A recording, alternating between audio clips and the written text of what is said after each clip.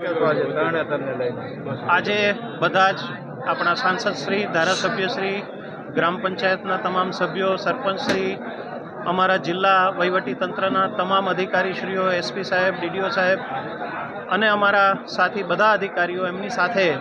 આજે તરણેતર ખાતે ખાસ કરીને મેળોનું આયોજન માટેની એક મિટિંગ બોલાવેલી હતી. આગામી સંજોગોમાં હવે ખાસ વરસાદ નહીં પડવાની જે વિષય છે એના સંદર્ભે તરણેતરનો મેળો યોજવા માટે બધાએ સર્વસંમતિથી નિર્ણય કરેલો છે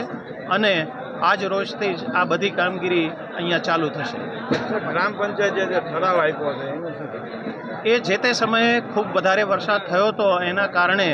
જે છે એ એક વિષય આવ્યો હતો, પણ હવે અત્યારે જે બધા બદલાયેલા સંજોગોમાં આપણે ત્યાં વાવાઝોડા કે અન્ય કોઈ પરિસ્થિતિ ઊભી થવાની નથી ત્યારે આ મેળો